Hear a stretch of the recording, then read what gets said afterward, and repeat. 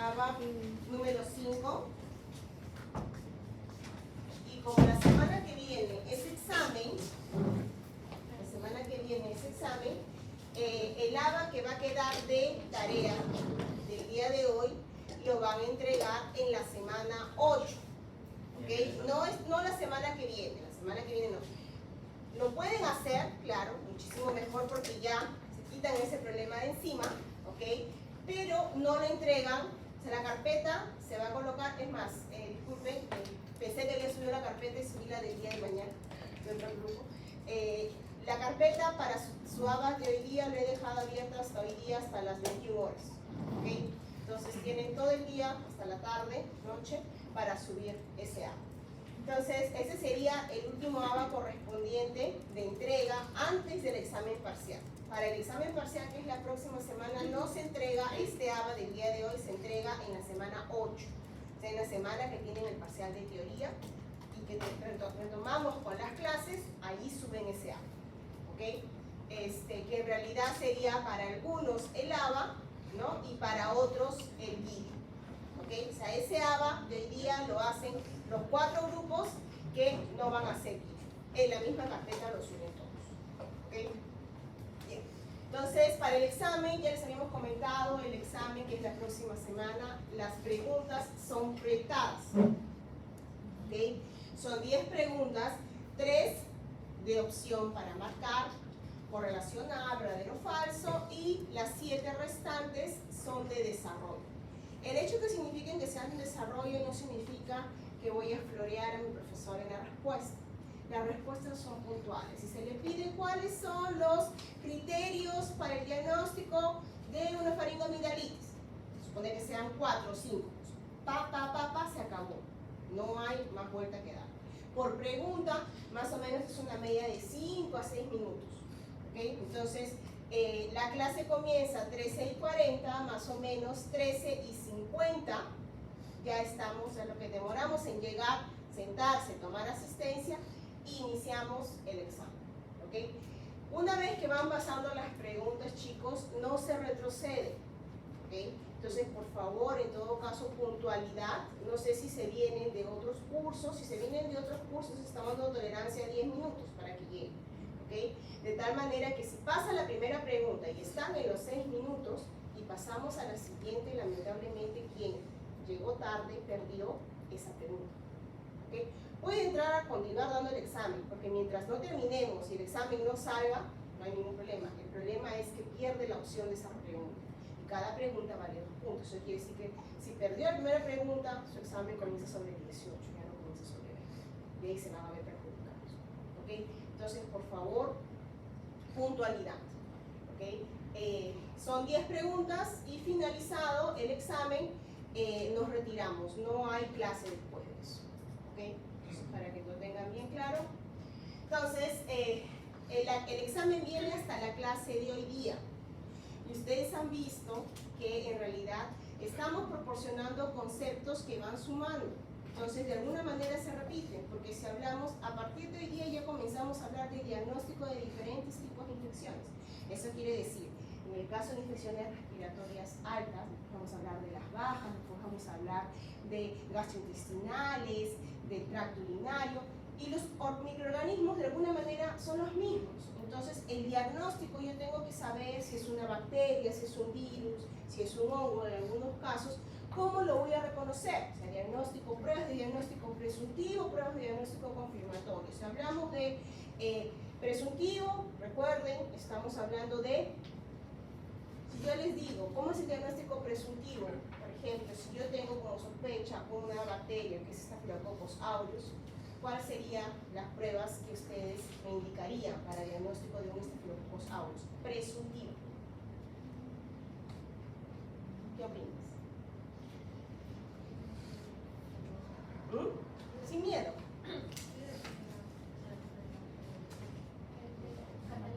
Sería una coloración de Gram. O sea, si me indica prueba presuntiva y yo sospecho que es una bacteria, no sé si es Gram positiva, Gram negativa, bacteria, entonces yo pido una coloración de Gram. Si yo ya sospecho que es Staphylococcus aureus, que es una coloración de Gram, ¿me va a dar qué resultado? ¿Positivo o negativo? Positivo sin miedo. O sea, son conceptos que ya estamos manejando, ¿no? Que ya tienen que están manejando ustedes. Entonces, pero si me indica de la misma bacteria, ¿no? Indique pruebas de diagnóstico confirmatorio. Catalasa más coagulasa. Entonces aquí agarran ustedes pruebas bioquímicas, catalasa y coagulasa. ¿No es cierto? Entonces, y se me indica pruebas de diagnóstico confirmatorio, pero les solicita medios de cultivo. También tienen que manejar, porque también es un concepto que se ha manejado. Entonces, si es Staphylococcus aureus, ¿qué medios de cultivo serían?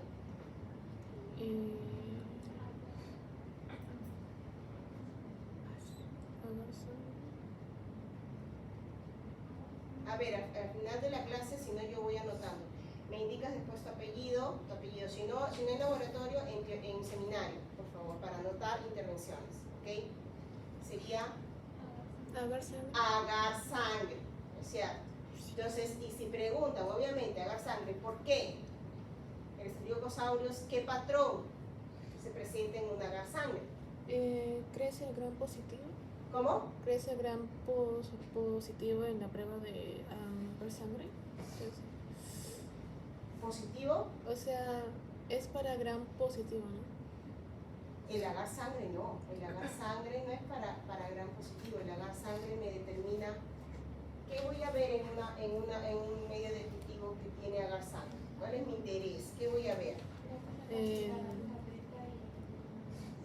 La cantidad alfabeta, pero ¿qué significa eso? Respuestas concretas. Imagínense que se les pregunte en examen, ¿no? Sí, está bien, vas a ver alfa, beta, pero ¿qué significa eso?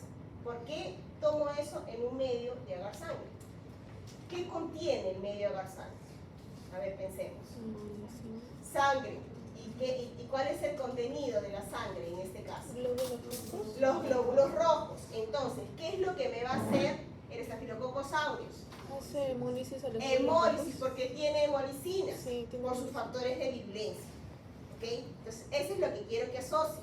Entonces, lo que yo voy a ver en un medio de agar sangre, ¿qué tipo de hemólisis es si tiene hemolicinas? ¿Alfa, beta o gamma?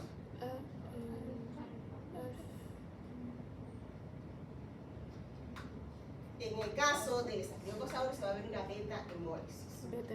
Beta hemólisis. ¿Okay? Entonces, eso quiere decir que es una hemólisis total, parcial. ¿Total o parcial? Total. ¿Okay? Entonces, así llegamos al diagnóstico. ¿Okay? Desde un diagnóstico presuntivo que me va a indicar a grandes rasgos con qué organismo puedo estar lidiando, ¿no? Por una coloración. Y después lo confirman con pruebas confirmatorias que pueden ser bioquímicas, medios de cultivo, ¿okay? PCR, dependiendo.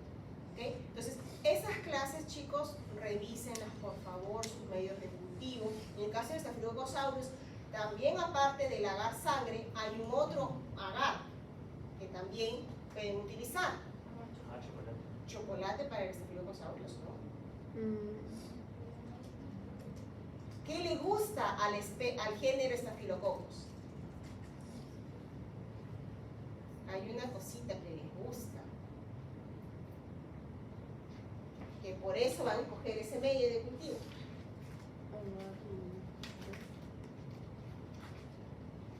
La sal, chicos. El cloruro de sodio. Entonces, ¿cuál es el medio que tiene mayor cantidad de sal? ¿Manitol? Manitol salado. ¿Ok? Entonces, ¿ven cómo asociamos las ideas para poder ayudar a un diagnóstico? Entonces, sus conceptos básicos tienen que estar claros. ¿Ok? Porque los microorganismos, vamos a continuar hablando de ellos, de Staphylococcus aureus, vamos a hablar de aquí, vamos a hablar en infecciones en la piel, en el tracto urinario, gastrointestinal, todo el tiempo. Entonces, pero si ya saben cómo lo diagnostica desde el principio, ese concepto se va a repetir y se va a fijar.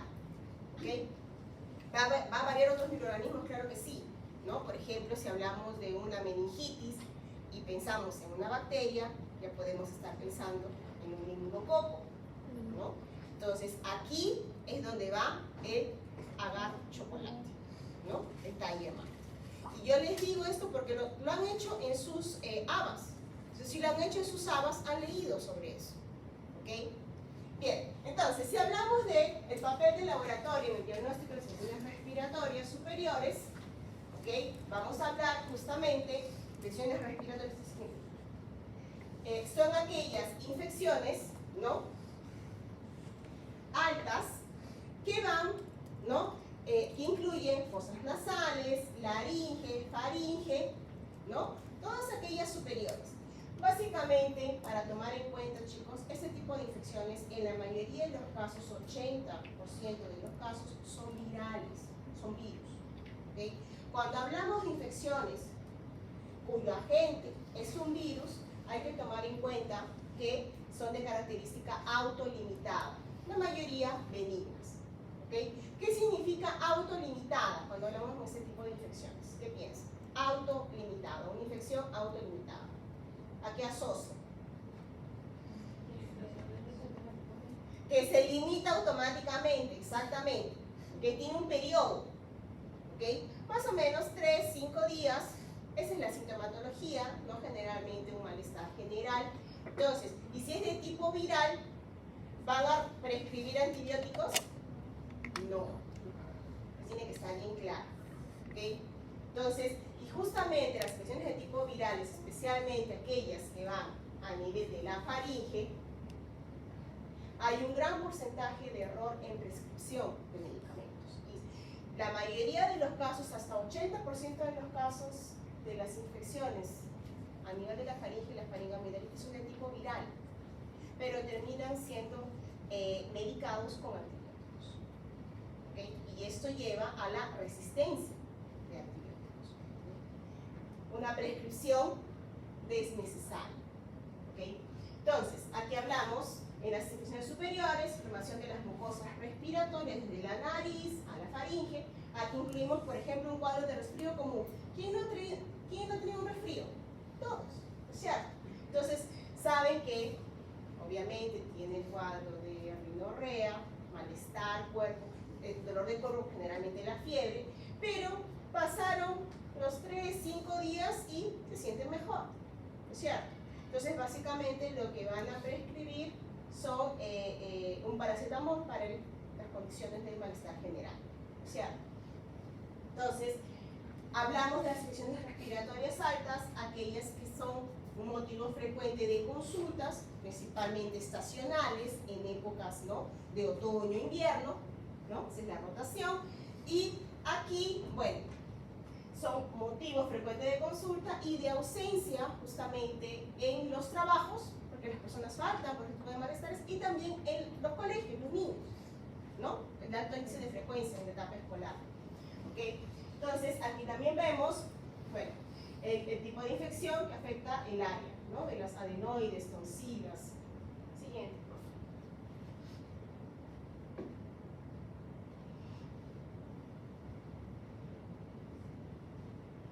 Entonces, aquí son las generalidades, ya comenté, ¿no? La mayoría de tipo viral, autolimitadas, ¿no? Y independiente del tipo de atención terapéutica, ¿no?, son de buen pronóstico. Un cuadro de resfrío, por ejemplo, por un adenovirus, un rinovirus. El diagnóstico en ese tipo de infecciones es clínico, más que laboratorio de microbiología, ¿no? Porque si hablamos de un rinovirus, adenovirus, tiene su periodo autolimitado, es benigno, entonces no hay necesidad de tomar muestra para diagnóstico de laboratorio. Siguiente. Entonces, aquí viene lo que han visto en su clase de teoría. Ellos tuvieron clase de teoría con la profesora Yesenia sobre infecciones respiratorias altas, ¿no es cierto? Entonces, y obviamente también ya han visto todos los mecanismos de defensa, sin nada activa. Entonces, aquí vamos a comenzar a aplicar todo aquello que se ha visto de conceptos básicos. ¿Okay? Entonces, mi primera línea, segunda línea, tercera línea, pero en el contexto del sistema respiratorio, todo lo que son las mucosas. ¿Okay? Entonces, ¿cuáles son mis mecanismos de defensa? Si hablamos de primera línea, aquí está, ¿cierto? El tipo de epitelio, la primera línea, la célula.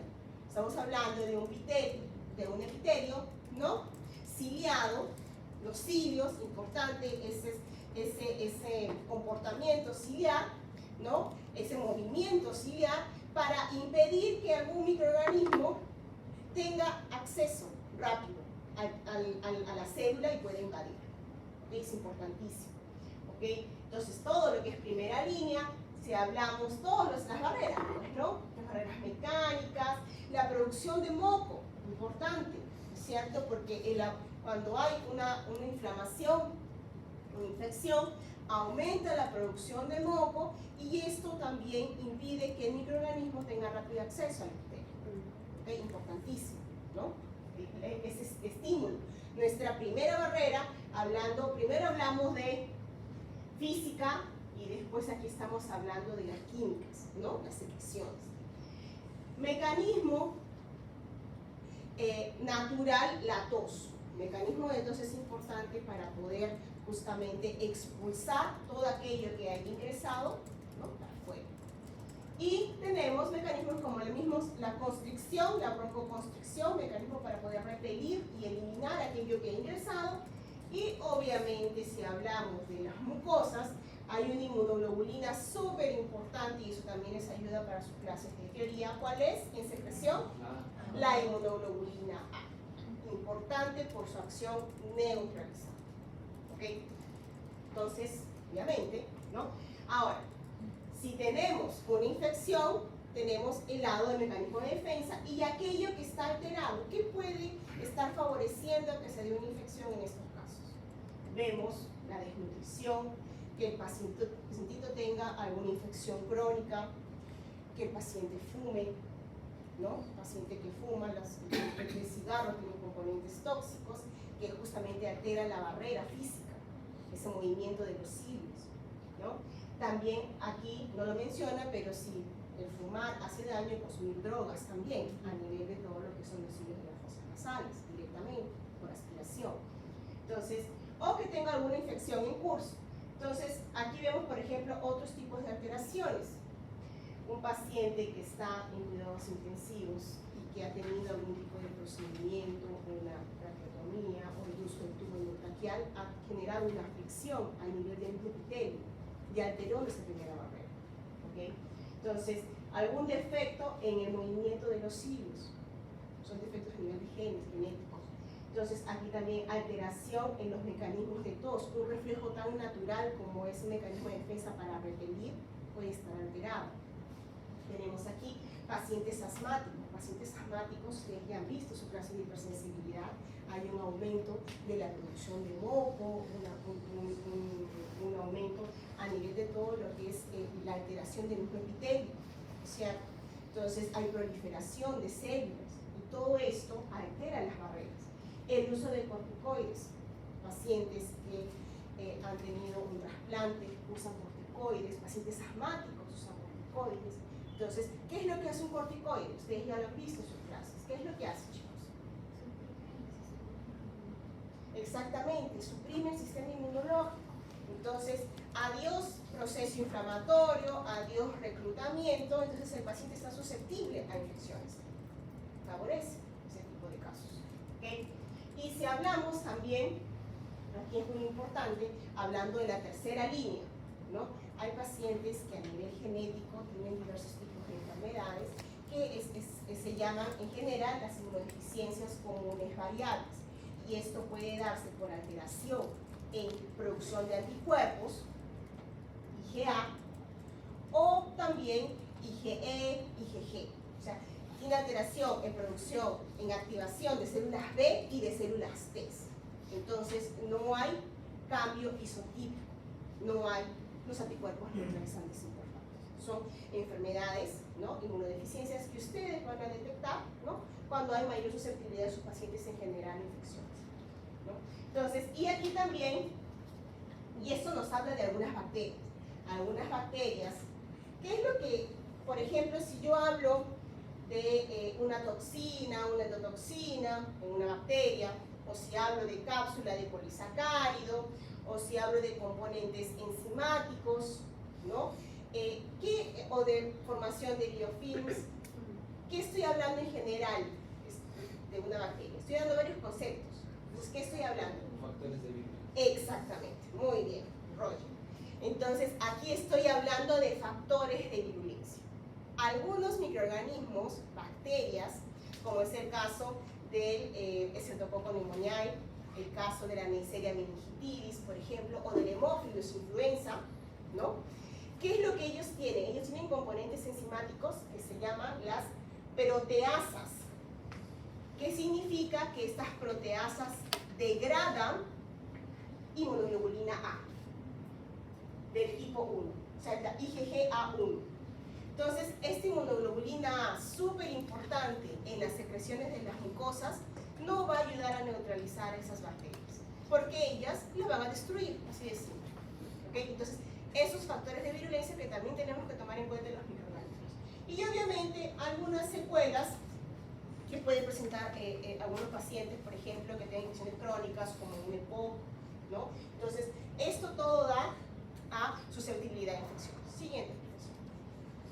Entonces, teniendo en cuenta todo eso, ¿no? Vamos a tomar en cuenta que para generar infecciones respiratorias, en todo caso altas, estos son los virus que podemos estar lidiando de tipo ARN, ¿no? Un virus sincitial respiratorio generalmente genera cuadros de neumonías en niños, también alteraciones respiratorias, rinovirus para influenza, coronavirus, y los adenovirus y bocavirus de tipo DNA.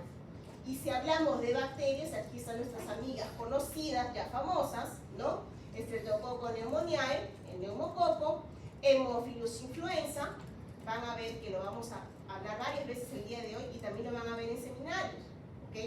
Entonces, Moraxella catarrhalis, Streptococcus pyogenes. Hay que tomar en cuenta, chicos, ¿por qué estas bacterias? Porque la mayoría de ellas se encuentran formando parte de la microbiota, a nivel de la faringe y de la esofagina.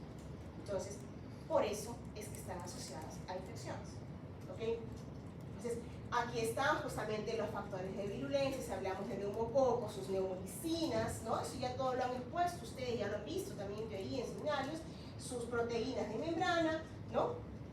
Y aquí vemos, si hablamos de un neumococo, y eso también lo han hecho en su ABA, ¿no?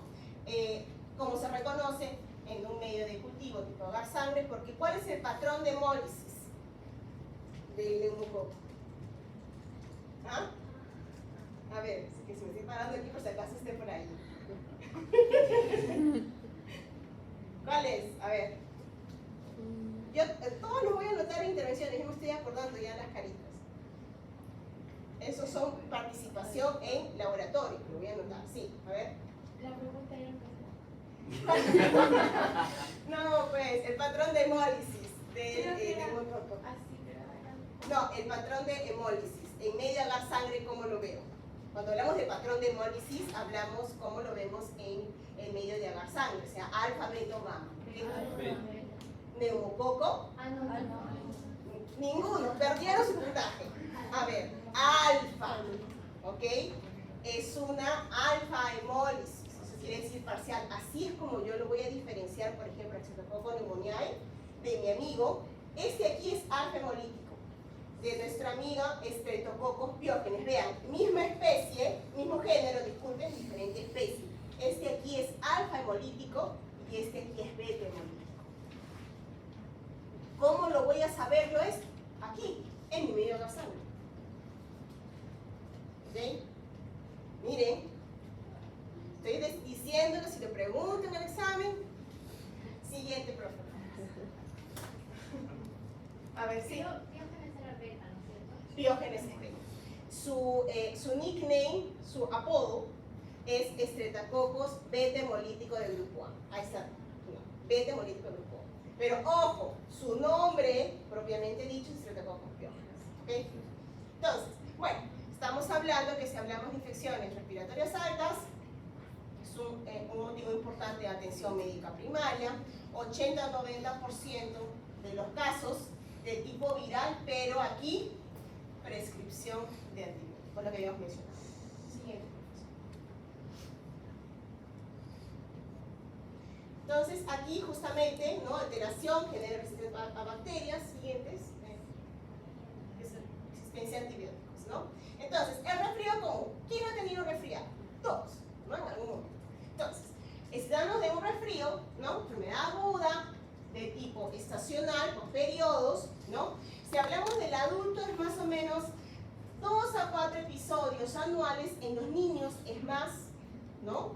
Puede ser 3 a 4 episodios en mes, principalmente cuando están en las guarderías, en etapa escolar. Ustedes saben, un niñito entra con un episodio de resfrío, entra en contacto con otro, y de ahí va a la casa, ¿no? Y la mamá, el papá se resfrían, y va al trabajo y contagia a todos sus compañeros de la oficina, ¿no? O el profesor llega a clase y contagia a todos sus estudiantes, o viceversa, ¿no? Entonces, principal causa de ausentismo laboral y escolar, y por lo tanto, alta carga económica, ¿no? Porque se refleja en lo que es el trabajo, las actividades diarias. Siguiente. Entonces, aquí, de los resfríos, como los principales agentes, virus, entonces no hay diagnóstico por parte del laboratorio de microbiología. El diagnóstico es clínico. Vean aquí, más de 200 subtipos de virus asociados. ¿Okay? ¿Quiénes son? Nuestros amigos los rinovirus, el 50% de los casos, coronavirus, influenza, parainfluenza, sincitial respiratorio, enterovirus, adenovirus. Entonces, si estamos hablando de un diagnóstico clínico, entonces es difícil saber cuál de ellos es. Pero como son de pronóstico benigno, entonces no requiere ese tipo de diagnóstico. Es clínico, básicamente por la sintomatología. Siguiente. Entonces, esta es la clínica, ¿no? El inicio, el tiempo, la odinofagia, rinorrea, tos, fiebre, gradual, evolución de la sintomatología, 1 a 3 días, ¿no? Autolimitado. Siguiente. Voy a comprarme otro. No sé por qué el mío no funciona. Ok. Hay algunas excepciones, claro que sí. ¿Okay? Entonces, principalmente cuando lidiamos con brotes epidémicos. Y dentro de esto vemos al famoso virus de influenza. Y este es uno de los temas de sus seminarios, ¿no? Entonces, justamente cuando hablamos de este tipo de virus, que genera ese tipo de brotes, el último que fue en el 2009 del H1N3, ¿no? Entonces, la caracterización es justamente los componentes de su membrana lipídica, ¿no? Y aquí tenemos la hemaglutinina y la neuraminidasa. Y de aquí su nomenclatura, ¿no? H1, ¿no? Hemaglutinina 1, neuraminidasa 1, y después la H1N3, ¿no? En base a sus contenidos, justamente. Entonces, la sintomatología, dolor de cabeza, fiebre, malestar. Aquí las pruebas de laboratorio que se solicitan cuando hay brotes, ¿no? Epidemiológicos, las tomas de muestra por hisopado nasofaríngeo. ¿Okay? Entonces, hay varios tipos de virus de influenza, influenza A, B, C. Los que generan más alteraciones, más brotes, es el de tipo A. ¿Okay? Pruebas de diagnóstico, tenemos pruebas conocidas como pruebas rápidas, pero ojo, si se les pregunta qué tipo de pruebas son, las pruebas rápidas no van a poner, ¿cómo diagnóstico? Pruebas rápidas, no. Los nombres correctos son pruebas inmunocromatográficas, ¿ok? Eso ya lo hemos dicho varias veces. Pues aquí está, justamente, ¿no? La muestra de nasofaringe a partir de un hisopado, ¿no? Entonces, hay pruebas rápidas, cultivos, pruebas de activación de complemento.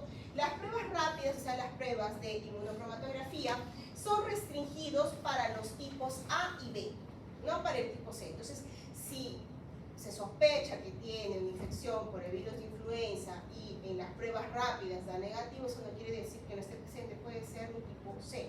¿Okay? Entonces, en estos casos recurrimos a un PCR. Pero en las pruebas rápidas, quiere decir que en 15 minutos yo tengo el resultado, es para los tipos A y B. ¿Okay? Hay otras pruebas, claro que sí, pruebas que como la inmunofluorescencia. Veamos, aquí vamos a recordar la sensibilidad, ¿no? Por ejemplo, en una prueba rápida, una prueba inmunocromatográfica, de 10 a 70% y especificidad de 90 a 95%. Pero en una inmunofluorescencia, por ejemplo, su sensibilidad aumenta, que quiere decir que menor carga de microorganismos más se puede detectar, ¿okay? 80% y su especificidad llega hasta un 100%. ¿Okay? Obviamente, el costo es mayor, ¿no? Entonces, aquí comenzamos, ¿no? Con la gran pregunta. Tenemos un cuadro de infección a nivel de lo que es la faringitis, en este caso la faringoamidalitis agudas. Entonces, motivo de consulta ambulatoria, un alto índice, frecuencia, proceso inflamatorio de las mucosas y todo el estudio del área de la faringoamigdalina. Aquí dolor de garganta, fiebre, en algunos casos, ¿no? Eritema, edema, exudado, úlceras. La gran pregunta, la pregunta del $1.000.000, ¿es bacteria o es virus? Entonces, el diagnóstico diferencial es muy importante, porque justamente en estos cuadros, en este tipo de patología, que hay errores y prescripción de antibióticos innecesarios. ¿Okay? No hay mouse, si no sería más rápido. Vean, el principal agente etiológico, 80% de los casos, virus. Pero a pesar de ser virus, vean aquí, este dato, 73% de los pacientes con faringitis agudas de tipo viral pueden llevar tratamiento de antibiótico. Vean el gran error. ¿Okay? Entonces, cuando es virus, tenemos 25% benigna, autolimitada. Todos los virus asociados, los virus respiratorios, en general, los que generan los resfríos comunes, están asociados a cuadros de faringitis. O sea, el mismo rinovirus, coronavirus, adenovirus están aquí. ¿Okay?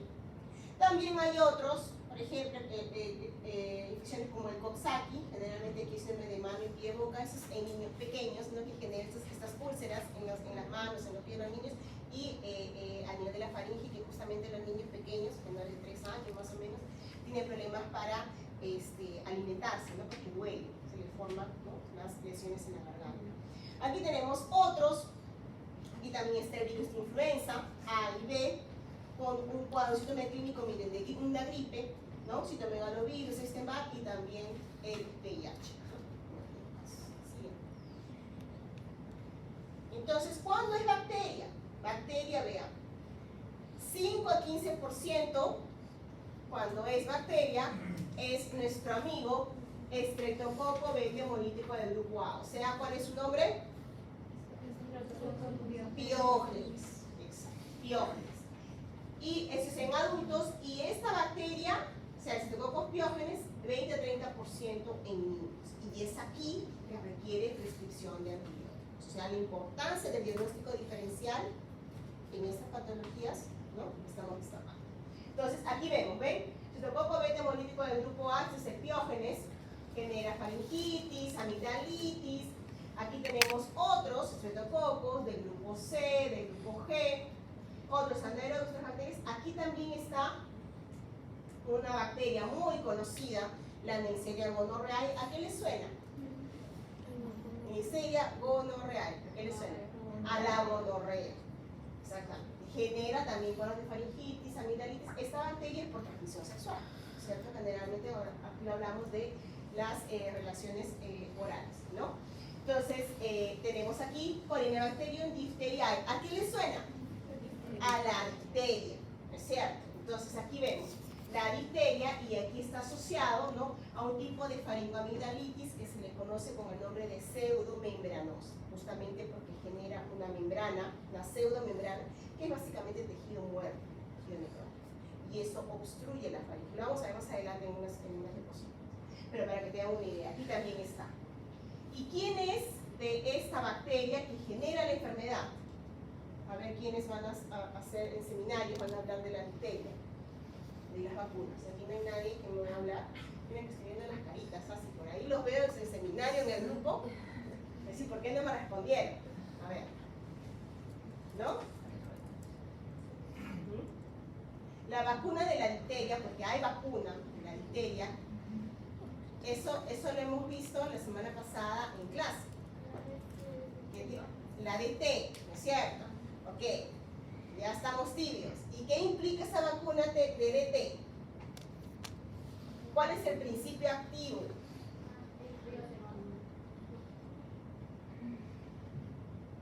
A ver, ¿alguien más? Chicos, ese cuadrito crucial en el examen, por favor. ¿Qué microorganismo de microorganismo forma parte de la vacuna? En este caso, cuando hablamos de la DT, la difteria y del tétanos, es ¿La toxina? ¿ah? La toxina. Okay. ¿Me dices cuál es su nombre? Gabriela. Gaby. Gaby, ¿tu apellido? ¿Ah? Cachay. Ah, tú eres Cachay. Entonces, estamos hablando justamente de la toxina. O sea, la bacteria, la vacuna, no tiene al microorganismo, la bacteria tiene la toxina. Pero ¿es la toxina en sí o qué tipo de modificación tiene aquí? Tiene otro nombre. Toxoide. ¿Ok? Y si hablamos de factores de virulencia, las bacterias tienen dos tipos de toxinas. La exotoxina y la endotoxina. Si yo hablo del toxoide, ¿viene a partir de quién de las dos? De la exotoxina, por favor. Nunca se confunda. Es la exotoxina la que por tratamientos, ¿no?, como el calor o tratamientos químicos, es más susceptible a cambios. Esto quiere decir que disminuye su capacidad de generar la enfermedad, pero conserva su capacidad inmunogénica. Eso quiere decir que cuando hablamos de inmunogénica estamos hablando de su capacidad de activar respuesta inmune. ¿Okay? ¿Qué es lo que nos interesa? Pues no que active mecanismos de respuesta inmune y que sea seguro. ¿Ok? Entonces, esta de aquí. Miren todo lo que sacamos con una palabrita de clases pasadas. Esa información tiene que ir sumando, chicos. ¿Ok? Y ahorita ya tienen que saber eso. Entonces tenemos aquí, y aquí hay otras, obviamente, la treponema pálido, que vamos a hablar cuando hablemos de las ITS, ¿no? Y otras bacterias. Siguiente. Y aquí está nuestro compadre, Streptococcus piógenes, Streptococcus beta hemolítico del grupo A. ¿Ok? Entonces, ¿cómo lo reconocemos? Porque en un medio de agar sangre va a ser una beta hemólisis. Beta hemólisis. ¿Okay? Así lo puedo diferenciar de un estreptococo pneumoniano. Crucial, importantísimo, crucial. Entonces, aquí vemos todos sus factores de virulencia, que inclusive ya lo han hablado en clases pasadas también. La proteína M, ¿no?, cuando hablaron de sus seminarios de hipersensibilidad, ¿no?, fiebre reumática.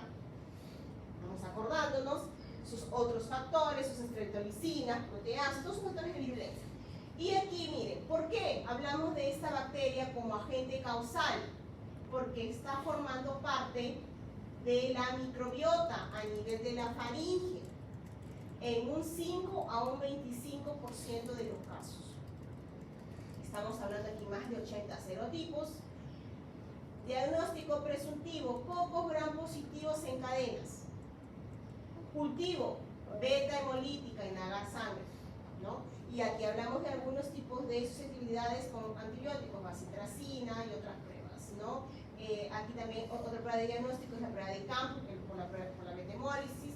Y aquí tenemos factores de virulencia, que ya hemos mencionado también, las acetolicinas, hyaluronidasas, las lineasas, ¿no? Todos factores de virulencia.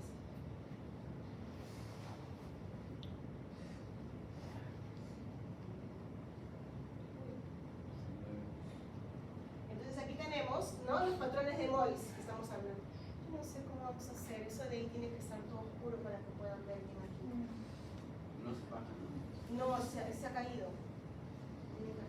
Entonces tenemos aquí, vean, alfa, beta, ¿no? Para diferenciar a los estreptococos, lo que estamos comentando. Y aquí es la clasificación de Landsfield. Este es para determinar aquellos que estamos hablando, sus apodos. Bueno, estreptococo beta hemolítico del grupo A, estreptococo beta hemolítico del grupo B, del grupo C, ¿no? ¿Por qué? Porque a nivel de su pared celular tienen diferentes características de sus carbohidratos. En el grupo A, esa es la clasificación de Landsfield. Rhamnosa N-acetilglucosamina, el grupo B rhamnosa glucosamina, ¿no? El C ya es rhamnosa, pero N-acetilgalactosamina, ¿no? Y el D y el F. Generalmente hablamos más de la A, B, C, ¿no? Para generar infecciones. Entonces aquí la clasificación de un cuadro de faringoamigdalitis en la clínica. Se ve una faringoamigdalitis de tipo eritematosa, ¿no? Las lesiones, exudativo, putácea, secreciones. Si hablamos con formación de membranas o pseudomembranas, por ejemplo aquí está de la difteria, ¿no? Si hablamos con vesículas, con petequias, porque hay acción de hemolicinas, las petequias, ¿no? Lesiones, o con hallazgos clínicos que sugieren proceso sistémico, por ejemplo la misma difteria o otras bacterias con reacción interacolítica. Siguiente. Entonces aquí lo vamos a ver. Si vemos con presencias de placas blanquecinas, ¿no? con secreciones, ocultáceas, con exudado o con petequias, ¿no? Las lesiones, aquí están los puntitos rojos, no sé si lo pueden ver ustedes en sus diapositivas, aquí lamentablemente por la luz no nos ayuda. Siguiente, profesor. Entonces, aquí la importancia es, veamos aquí, la pseudomembrana, vean la arteria, aquí la presencia de todo este tejido necrótico alrededor de la faringe, justamente porque la exotoxina de esta bacteria, Corynebacterium diphtheriae, altera lo que es la producción de proteínas a nivel celular. Entonces, ustedes saben que una célula que no produce proteínas, básicamente muere, altera toda su función, ¿no? Entonces, por esto es que tenemos tejido necrótico todavía. Aquí esto verdoso, no se ve bien, faringitis pseudomembranosa, esta es la arteria. ¿Ok? Siguiente. Bueno, aquí el diagnóstico diferencial. El siguiente, profesor, mejor en la otra lo menciona.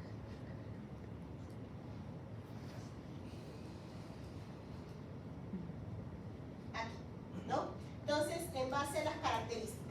Si estamos hablando de si es bacteria o es virus, entonces las características como presencia de cuadro febril, por ejemplo, fiebres altas de más de 38, puede ser de tipo bacteriana más que de viral. De viral es 37-38.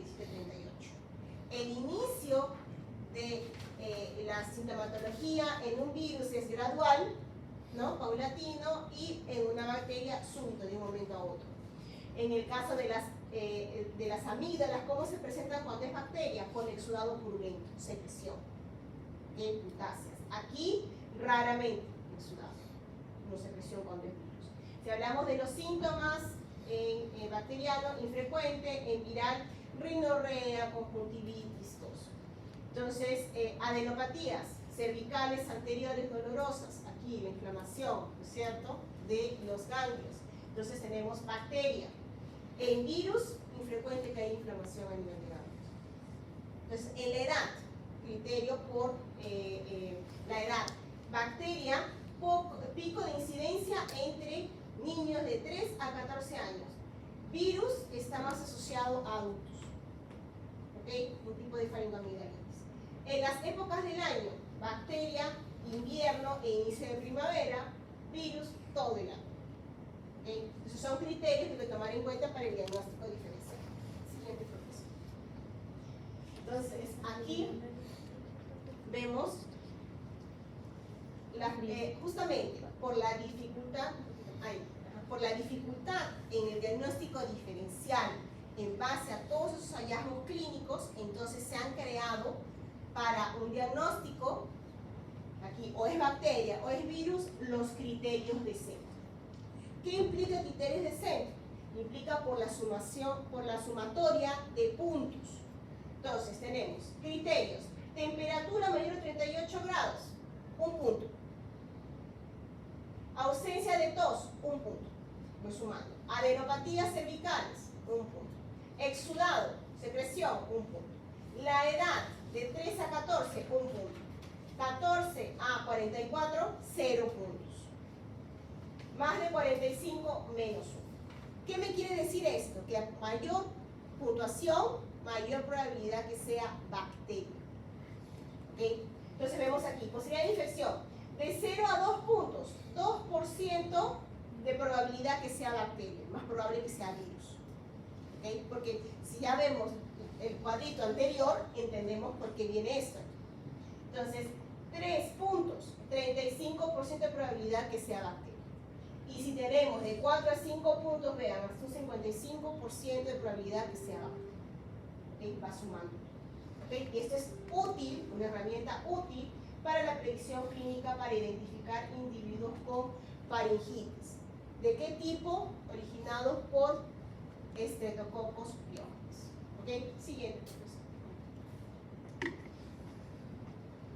Aquí obviamente el examen clínico no predice cuál es el agente, ¿okay? Solamente el diagnóstico fundamental para saber cuál es el microorganismo con nombre y apellido. ¿Okay? Entonces, y esto para el uso racional de antibióticos, evitar resistencia y profilaxis primaria de la fiebre reumática. ¿Okay? Que ustedes ya han hablado en clases pasadas de hipersensibilidad y también en sus seminarios. ¿Ok? Profesor, siguiente, por favor. Entonces, en la fase analítica, bueno, los cultivos de rutina, agar sangre, ya sabemos por qué, situaciones especiales, si se sospecha que es difteria, el medio de agar es un agar telúrico de K, no medio de Loeffler, eso es para difteria, para Corynebacterium difteria, si se sospecha. Corynebacterium difteriae es esta bacteria, en todo caso la difteria, se da en pacientes neutropénicos y en pacientes que tienen antecedente de que no hay vacunación.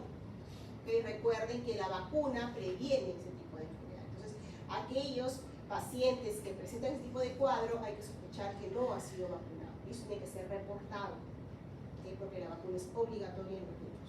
¿Okay? Y también hay los refuerzos por el ADT en adultos también.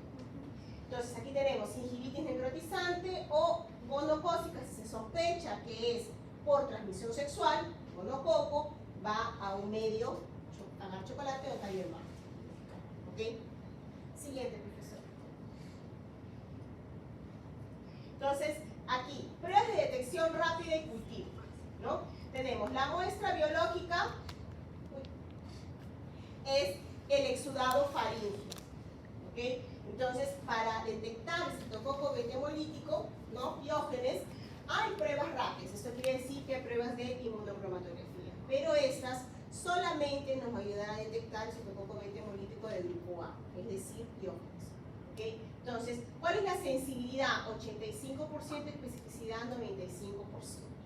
¿Okay? Entonces, aquí tenemos, ¿no? Para el citococo A, justamente, y ya sabemos cuál es el principio por inmunodiagnóstico, que es lo que va a detectar, ¿no?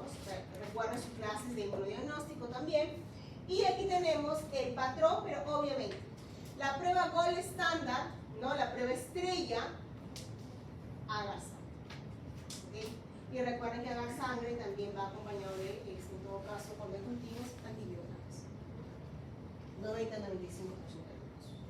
Entonces, tenemos aquí, esto es importante también, otra prueba de laboratorio de inmunodiagnóstico que hemos visto, ¿no? De detección primaria, y aquí estamos hablando de la determinación de anticuerpos, la prueba de ASLO o la prueba de ASTO, ¿okay? Que es la prueba para detección de anticuerpos anti-estreptolicina O. ¿Okay? Entonces, este de aquí es para diagnóstico retrospectivo, justamente cuando llega un pacientito con fiebre reumática, ¿no? Eso ya lo han visto cuando se ha hablado de hipersensibilidad. Aquí está la aplicación. ¿Okay? Un paciente que llega con dolor, un niñito que llega con dolor en las articulaciones, y en la consulta ustedes le preguntan a su familiar, a su mamá, en la mayoría de los casos quien la acompaña, si ha tenido alguna infección previa, ¿no? Y generalmente cuadro de faringitis mal tratada, ¿okay? O automedicada. Siguiente, profesor. ¿A qué hora termina la clase? 3:20. 3:20. ¿Qué hora es? 2:41. 2:40. Tengo tiempo. Pero a veces yo hablo demasiado y no enfoco. Eso me pasa. 3:20, ¿no? Ok. Tengo tiempo. Entonces, en las pruebas de detección de antígenos, la sensibilidad 80-90, especificidad mayor 95, no es necesario cultivo, en adultos no es necesario, ¿no? Siguiente, profesor. Entonces, aquí tenemos... ¿Ah? Sí, en niños es necesario, lo que no leí mal. Ok, en el caso de una rinosinusitis aguda, también, como toda infección respiratoria alta, estamos hablando de, en este caso, una inflamación de las mucosas a nivel de los senos paranasales, ¿no? Con una duración menor a 4 semanas. Mayoría de los casos, 90% de los casos, un virus. Generalmente, los mismos virus que generan infecciones de tipo resfríos, ¿no? Rinovirus, adenovirus. Ahora, hay una característica peculiar. Si estamos hablando que el 90% de los casos es virus, ¿qué sucede con ese porcentaje minúsculo que es de bacteria? Hay un factor que predispone a que se genere una infección bacteriana secundaria a un cuadro de rinosinusitis. Y es, por ejemplo, aquí, ¿no? En adultos hasta 2%, ¿no? Con una incidencia estimada de 0.5 a 2% en adultos, y esto es rara, ¿ok? Pero ¿qué sucede? Hay una condición. Generalmente cuando hay alguna alteración a nivel de los mecanismos de defensa. Entonces aquí recordamos los mecanismos de defensa, ¿no? Por ejemplo, aquí, que el pacientito tenga una rinositis alérgica, o sea, de como condición, que sea alérgico, ¿ok? Ya hay una predisposición para que se pueda complicar su cuadro de viral y por una bacteria. Entonces, o el paciente tiene alguna obstrucción física, ¿no? A nivel de las fosas nasales. A veces un desvío en el tabique, ¿no? Entonces, o una infección a nivel de los dientes. El uso de cocaína nasal alteró primera línea de defensa, epitelio, ¿no? Cilios. Hay inmunodeficiencia humoral, no hay producción o alteración en la producción de inmunoglobulinas, inmunoglobulina A importante en las mucosas, que es lo que vimos en el cuadro anterior, ¿no?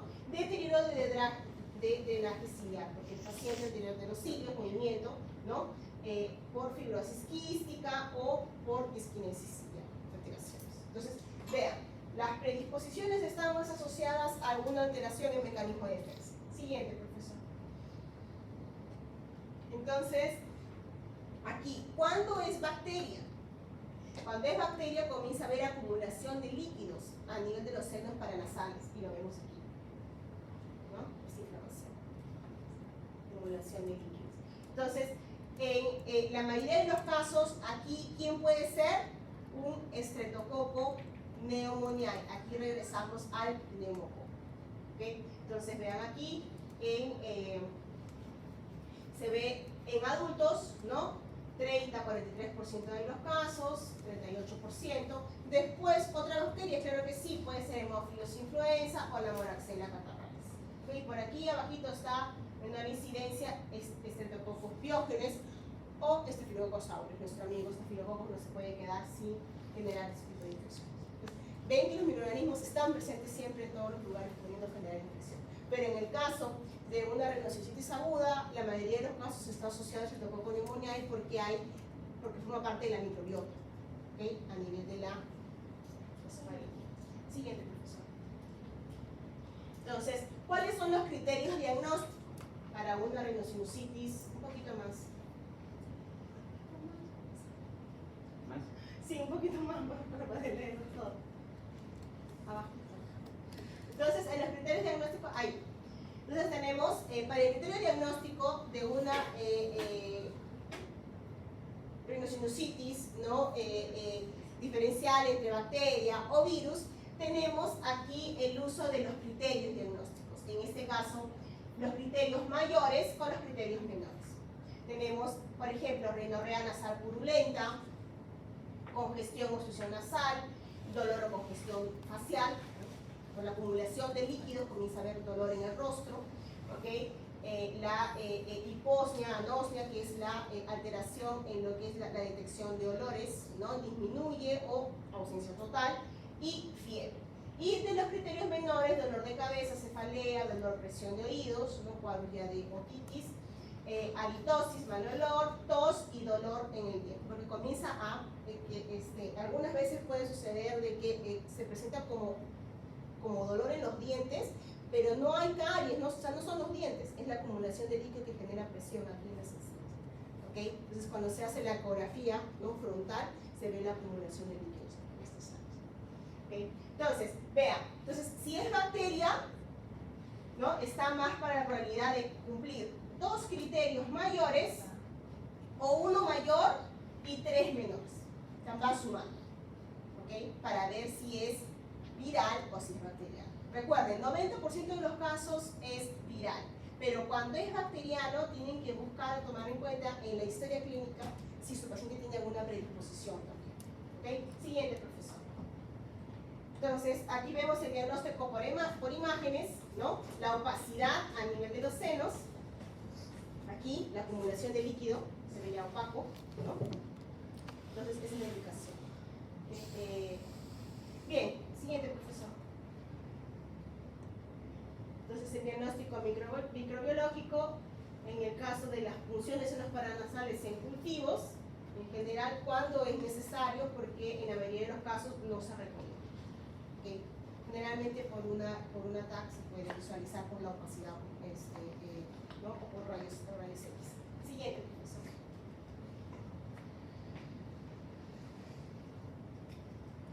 Ok. Entonces ahora vamos a hablar los cuadros de otitis media.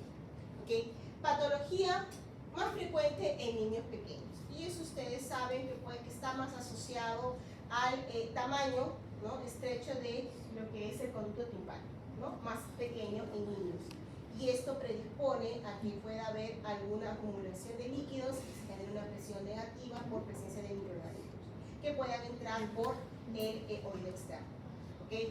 Entonces, ¿qué es lo que sucede aquí?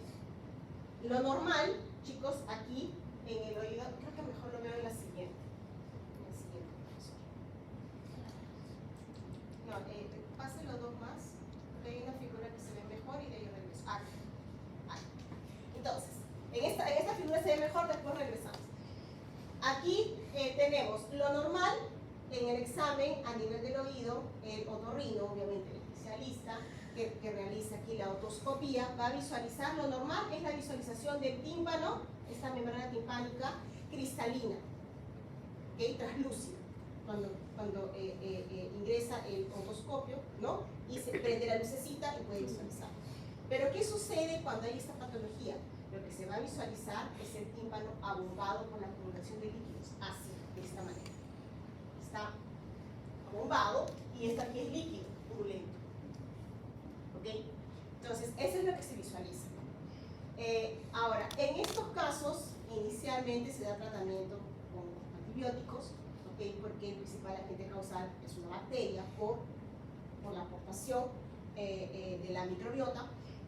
Ahora, en este caso, si el tratamiento con antibióticos no funciona, el procedimiento, en el caso del especialista, tiene que realizar lo que es una punción para drenar ese líquido, porque ese líquido va a aportar una presión y puede pasar a causar el desgarre de la membrana timpánica, que es lo que vemos aquí.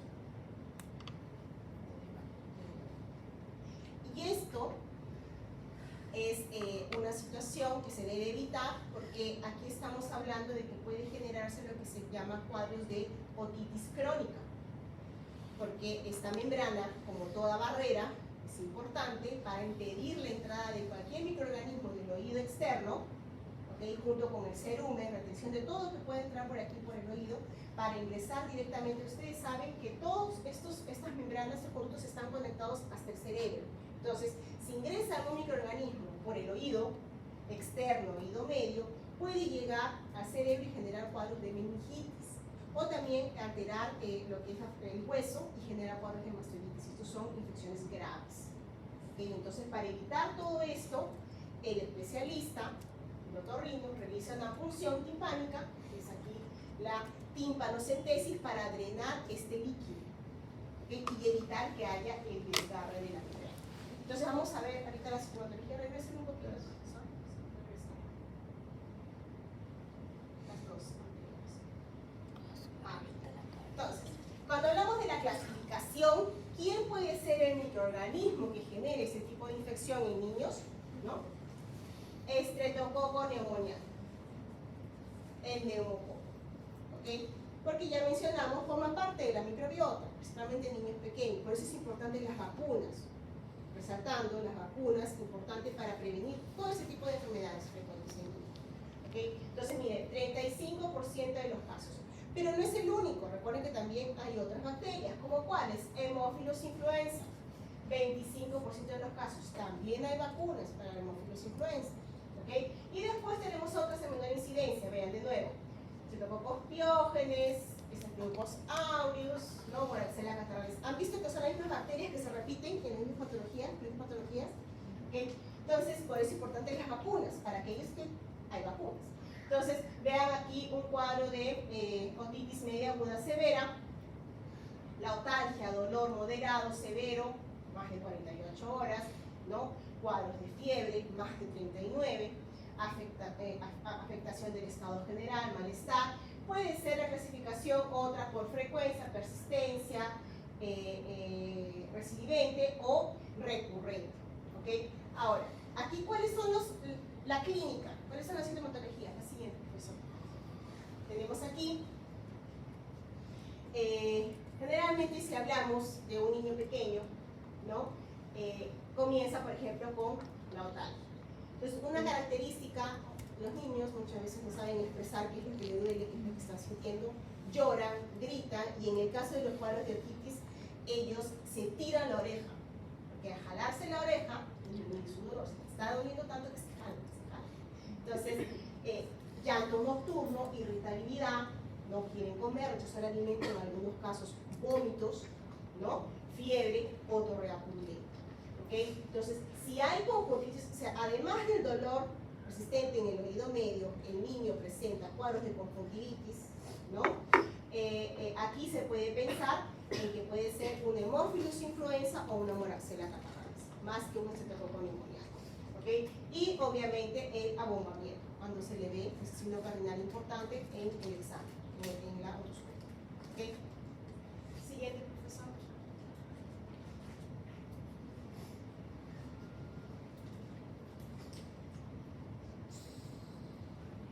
Entonces aquí vemos, eso es lo que ya mencioné, los 3 criterios que se pueden cumplir. El diagnóstico. Ok, entonces ahora vamos a hablar de otra patología. Aquí vamos a hablar de lo que se conoce como laringotraqueitis, ¿no? Ya su nombre lo dice, laringotraqueitis, afectación a nivel de la laringe, ¿no? Y la tráquea, estamos hablando de una inflamación infecciosa aguda a nivel de la glotis o la laringe, ¿ok? Produce obstrucción. Su nombre también es conocido como CRUP, famoso CRUP, ¿ok? Ahora, esta patología es común en niños pequeñitos, estamos hablando de 6 meses a 3 años.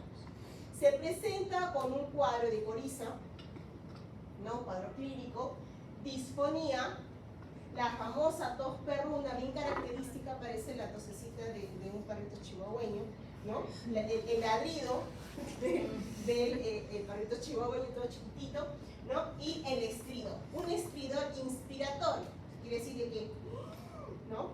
Al momento de tomar el aire, se escucha con claridad ese tipo de sonido. Entonces, 20% de urgencias respiratorias en servicio pediátrico, ¿okay? Es cuadros de CRUP, y aquí tenemos que pueden llevar a 1 a 5% de cuadros de hospitalización en los niños pequeños. Estamos hablando de la inflamación a nivel de la laringe, las cuerdas vocales, justamente por eso el chillido inspiratorio, ¿no? Y la tos perruna. Okay, siguiente, profesor, por favor. Entonces, aquí, en estos casos, ¿quién es el agente causal? Es un virus. ¿Okay? Aquí es virus. En el 75% de los casos, el virus de parainfluenza tipo 1. ¿Ok? Miren, 75% de los casos, viral, y aquí parainfluenza de tipo 1. No es el único, claro que no, puede ser de tipo 2, de tipo 3 u otros virus, adenovirus, rinovirus. ¿Ok? ¿Cuáles? Y aquí vemos, ¿no? La inflamación a nivel de las cuerdas vocales, ¿no? La laringitis, aquí normal. Y esto es lo que provoca la obstrucción, obviamente, si está inflamado, ¿no? Hay obstrucción. Entonces tenemos, ¿cuáles son las complicaciones? Aquí la complicación viene porque hay una bacteria que puede meterse en esta infección, ¿no? Y aquí la sobreinfección, una infección secundaria, puede estar aquí por un Staphylococcus aureus o por Haemophilus influenza, un Streptococcus pneumoniae, Piojnes o Moraxella catarrhalis. La complica la situación. El diagnóstico es básicamente la historia clínica y la radiografía del cuello, ¿okay? Más que examen de laboratorio, porque es de tipo viral. Siguiente, profesor. Aquí hay otra patología que también se da en niños pequeños, un poquito más arriba, que es la epiglotitis. Estamos hablando de una inflamación a nivel de la epiglotis, y aquí en este caso, ¿quién es el agente causal? Haemophilus influenza, el serotipo B. Por eso la vacuna, que ustedes van a hablar más tarde en seminarios. ¿Okay? Precisamente, ¿por qué? Porque esta bacteria, vean aquí la característica de la epiglotis. Se ve básicamente una epiglotis edematosa, conocido como un rojo cerezo. y esta aquí es una canícula de una intubación del niño, porque requiere para poder respirar, no es que cierra todo lo que es el aparato. ¿Okay? Entonces, a quienes le dan de 2 a 6 años, ¿no? Los niños, la vacuna disminuye la incidencia. Etiología viral rara, la evolución lamentablemente fulminante. El diagnóstico es en base a la radiografía, porque aquí no se ve muy bien, lamentablemente, pero aquí en sus diapositivas lo pueden ver. Aquí comienza a ver la epiglotis, está tan inflamada que obstruye, ¿no? La vía aérea. ¿Okay? Siguiente. Y aquí tenemos, aquí se ve mejor, creo, sí, aquí arriba, ¿ven? Es como una pelotita. Entonces, bueno, los niños con epiglotis aguda pueden tener complicaciones de tipo bacteriemias, ¿no? Meningitis, neumonías, artritis. El diagnóstico, la radiografía lateral del cuello uterino, el definitivo, la visualización directa, pues, ¿no? Se le ve la inflamación del epiglotis. ¿Okay? Muestras biológicas para laboratorio, de sangre, hemocultivos seriados, PCR, estudios serológicos por detección del antígeno capsular en la orina. ¿Okay? Ahora, muestras de tipo faringeas directas no son recomendadas, son contraindicadas. ¿Okay? Siguiente.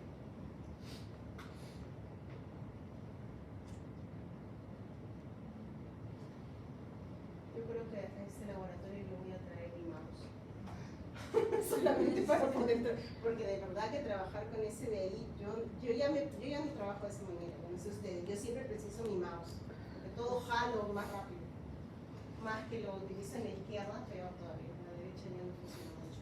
Ok, el diagnóstico diferencial, aquí básicamente entre una patología que es la CRUP, de tipo viral, que ya tenemos que tener bien claro, virus, ¿no? Y lo que es la epiglotitis bacteriana.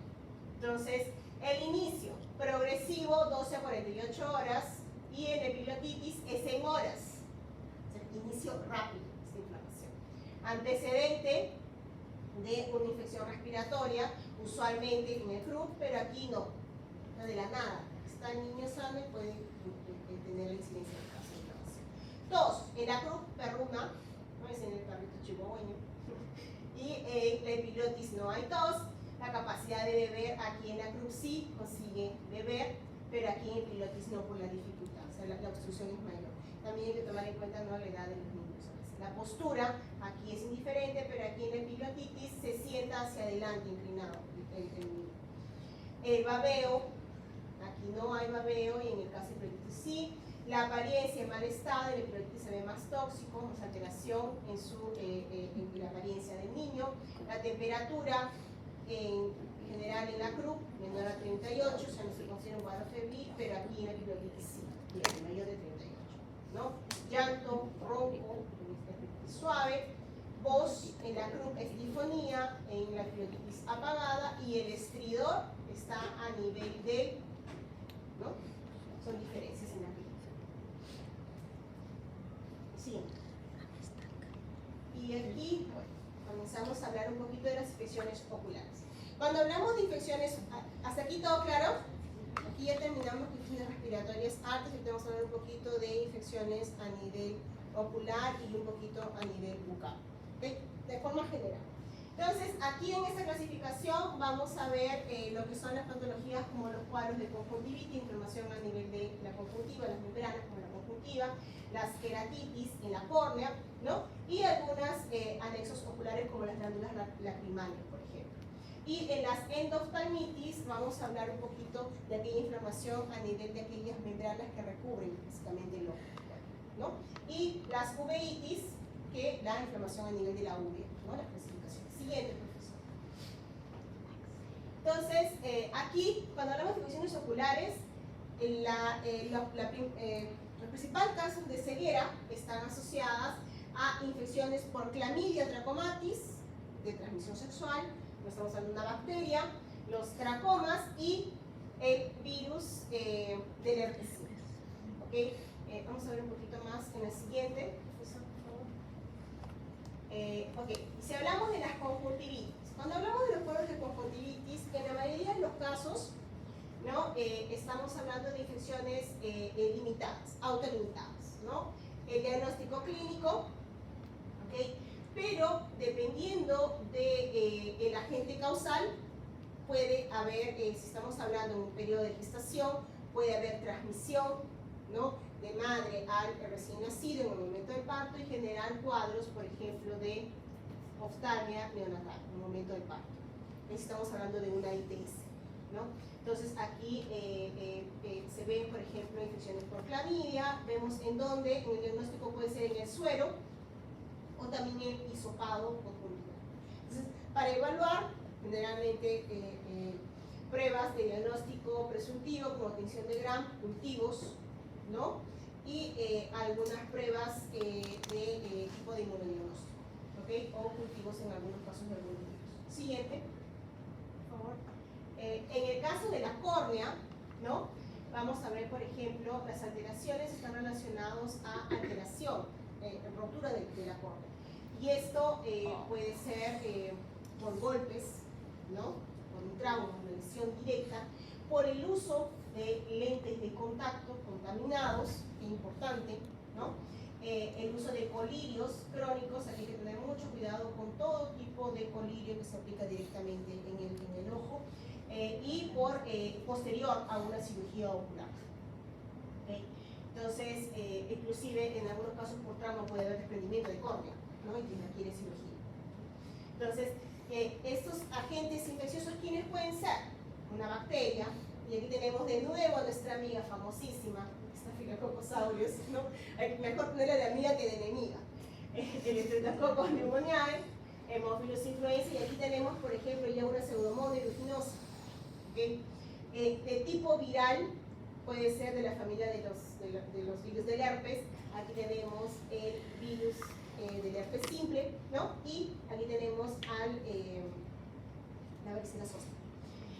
Y aquí no herpéticas, otros virus como el Ester-Barr, megalovirus o adenovirus. También tenemos en algunos casos hongos, pero aquí ya está más asociado, por ejemplo, a una característica del sistema inmune del paciente, ¿no? Y hay que tomar en cuenta que infecciones por hongos que son más raras y aquí el sistema inmune es un factor importante, ¿no? Paciente con VIH, por ejemplo. Entonces, aquí tenemos aspergillus, levaduras, ¿no? O en algunos casos, Schistosomiasis de parásito, que no me meto mucho, a las citologías, las acantamoebas. Entonces, ¿cómo vamos a diferenciar? Justamente por la característica de la lesión en la córnea. Aquí. En algunos casos se ven como lesiones como dendríticas. En la siguiente diapositiva lo vemos mejor. Siguiente diapositiva. El diagnóstico es clínico por exploración, ¿no? Entonces, en las lesiones típicas o las lesiones dendríticas, así está bien, como las células dendríticas que tienen sus dendritos, sus deditos, ¿no? Entonces, esas son las queratitis herpéticas causadas justamente por virus como el herpes simple, no una varicela zoster. Y aquí, lesiones ulcerativas, ¿no? Este es un parásito alojado a nivel blanco, diferente a la exploración. ¿Okay? Siguiente, profesor. Tenemos aquí ya las inflamaciones a nivel de la membrana, ¿no? En la parte interna del ojo, y aquí esas zonas endoftalmitis. Ahora, estas de aquí pueden ser de tipo postquirúrgica, después de una cirugía, postraumática, un golpe, ¿no? O de tipo endógena o fúngica. Ahora, en el caso de las postquirúrgicas, tenemos aquí lo que son las cataratas, ¿no? Que pueden, en el caso de los glaucomas, que llevan a la ceguera, ¿no? En el caso tenemos aquí las de cataratas de tipo aguda, vean un estreptococo, no, disculpen, estafilococo coagulasa negativo, o sea, no aureus, ¿no? Entonces, estafilococo coagulasa negativo, y en las crónicas vemos, por ejemplo, un Propionobacterium acnes. Este amigo aquí, Propionobacterium acnes, al igual que Citococos coagulasas negativos, forman parte de la microbiota de la piel. Entonces, hay lesiones, ¿no? Que pueden generar infección. Este de aquí, Propionobacterium acnes, ¿a quién le suena? A la acné. ¿Okay? Entonces, miren, puede generar un cuadro de infección a nivel del ojo. En los glaucomas, aquí tenemos bacterias Haemophilus influenzae, Moraxella catarrhalis, ¿no? Streptococcus, neumonía y víridas. Postraumática, un Bacillus cereus, Normalmente es una bacteria de la microbiota, pero aquí puede generar una lesión, ¿no? Endógena, estreptococos y fúngica, bueno, los aspergillos. Siguiente, profesor.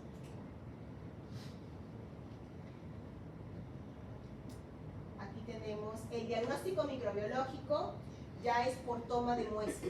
¿Y cuál es la muestra en todo caso de las secreciones? O de humor vítreo o de humor acuoso, ¿no? Entonces, en el humor acuoso se puede diagnosticar hasta un 4%, en hemocultivo negativo, sin alteraciones hematológicas, pero en el humor vítreo puede ser por un aspirado, un lavado, que es la vitrectomía en todo caso, se detecta la presencia de microorganismo, coloración de Gram o un cultivo.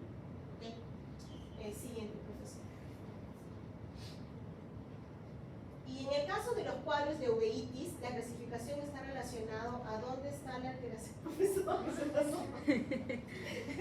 dónde es la alteración?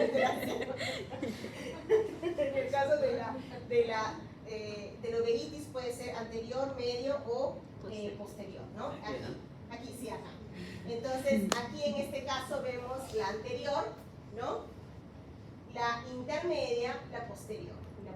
Y las panuvenitis es cuando la infección a nivel de estos cuadros de uveitis es de toda la uve.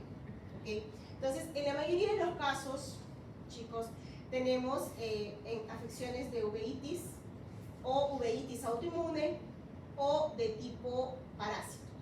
¿Y parásitos quiénes son? Toxoplasma. ¿Okay? Entonces tenemos aquí anterior, ¿no? Cuando no es autoinmune, porque puede haber uveitis autoinmune, tenemos herpes simple, sífilis, aquí está TB, ¿no? Y aquí está la borrelia que está relacionado a la enfermedad de Lyme, que está asociada a las garrapatas, ¿no? Las bacterias que están en las garrapatas.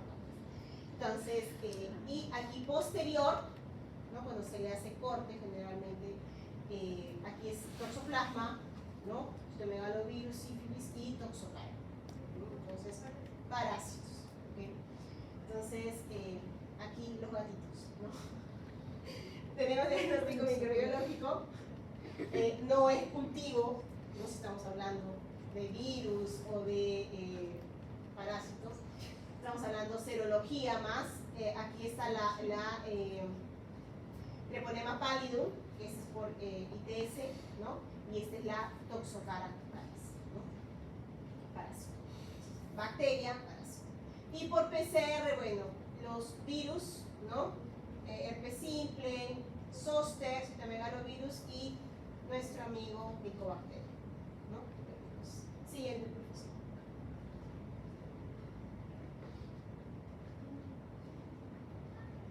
En cuanto a las infecciones en los anexos oculares, o sea, por ejemplo, las glándulas lacrimales, ¿no? Vemos infecciones también a nivel de las pálpebras, ¿no? Y con esto hay disminución de lo que son las pestañas, los folículos, ¿no? Las pestañas. Puede ser por la misma flora cutánea, y aquí este Phenomycosaurus que forma parte de la flora, ¿no? Con potencial patógeno.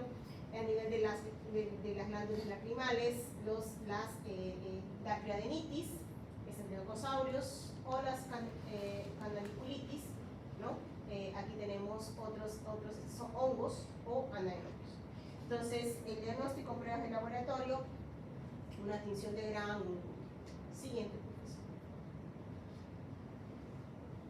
Y en las infecciones de la cavidad oral, recordamos ya una bacteria que está relacionada, ¿no? A alteraciones en el sistema inmune. Y aquí estamos hablando de una bacteria que también forma parte, un honguito, que forma parte de la flora. Aquí, la cándida. ¿Okay? Entonces, recuerden que los cuadros de candidiasis, en todo caso candidiasis oral, mucocutánea, está más asociado a deficiencias en el sistema inmunológico, ¿no? Entonces, en este caso hay una lesión primaria, ¿okay? Presencia de las lesiones, las características, ¿no? La coloración blanquecina, presencia de las placas. Entonces se realiza un hisopado, por microscopía se ve la presencia. Si hablamos de cándida, ¿cómo es? ¿Qué tipo de hongo?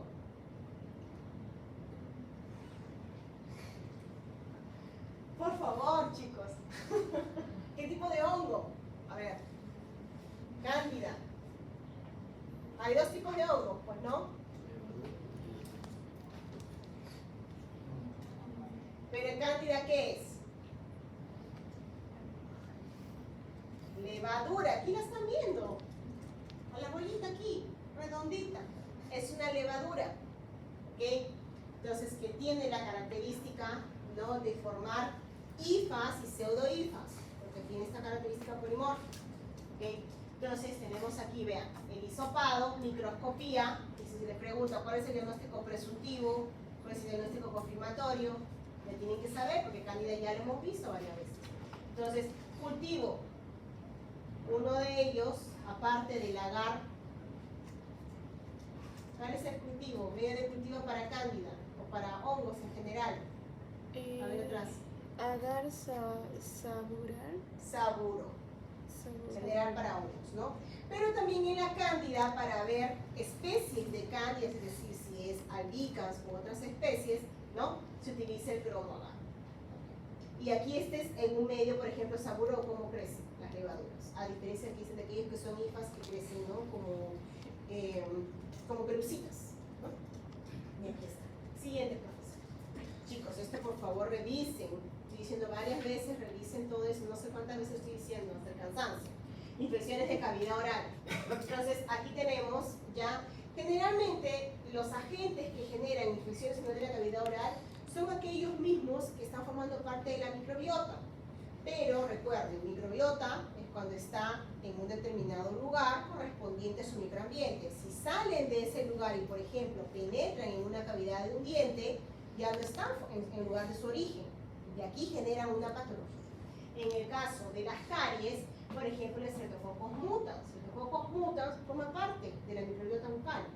Y hasta ahí perfecto, porque genera protección. Pero una vez que ingresa a un diente que está lesionado, aquí genera un cuadro de caries. No debería estar en un diente, debería estar solamente en la cavidad de las mucosas. ¿Okay?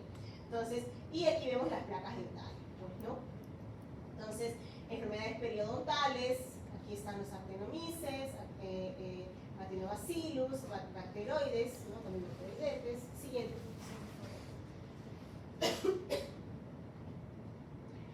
Y bien, finalizamos. Apliquemos lo aprendido. Con relación a las infecciones oculares, marque la correlación adecuada. Queratitis a inflamación de la conjuntiva, endoftalmitis, inflamación de la esclera, uveitis, inflamación de la retina, dactiocistitis, inflamación del sacro lacrimal. ¿Cuál es la correlación adecuada? A, B, C o D.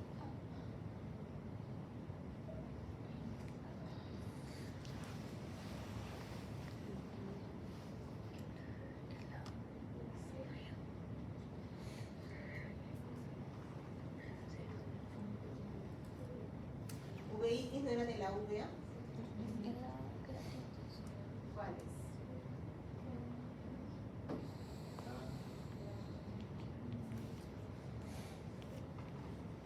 Queratitis no era de la córnea. Yo he hablado y no me han escuchado. La D, inflamación del sacro lacrimal, y una de ellas es la de artrosistitis. La última diapositiva, en relación a las infecciones de las vías respiratorias superiores, todo es verdadero excepto, o sea, me está pidiendo lo falso, ¿no? La C, precisamente porque la mayoría son de tipo viral, ¿no? Y en la 3, en relación a la prueba de asco o de aglutinación, todo es cierto, excepto, o sea, lo falso.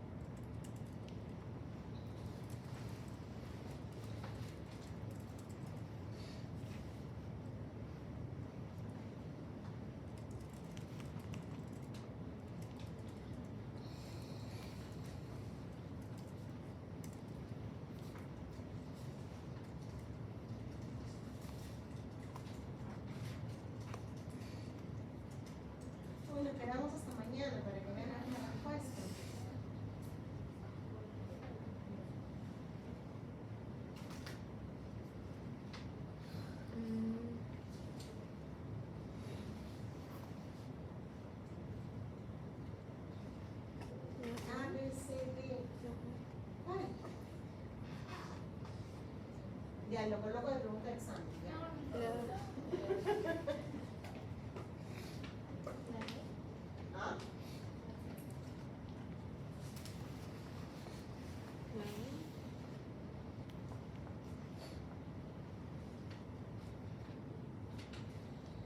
No, es la barrera.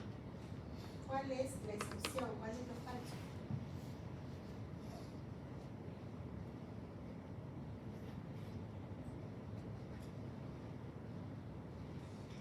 Ok, chicos, revisen su clase de inmunodiagnóstico para que me entiendan qué es esto.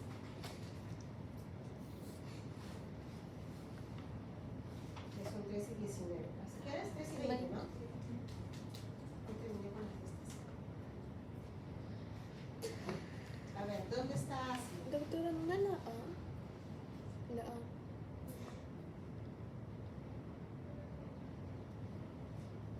¿Es una aglutinación? Pasiva. Ok, ¿directa o indirecta?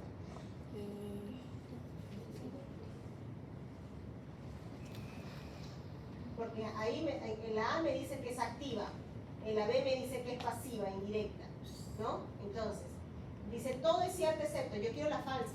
¿Cuál es la falsa esa que está allí? ¿Qué tipo de aglutinación es la A? Pasiva. ¿Directa o indirecta? Indirecta. No, ¿qué es lo que dicen sus diapositivas? ¿Dónde está en la clasificación? Lo voy a dejar en abierto, ¿eh?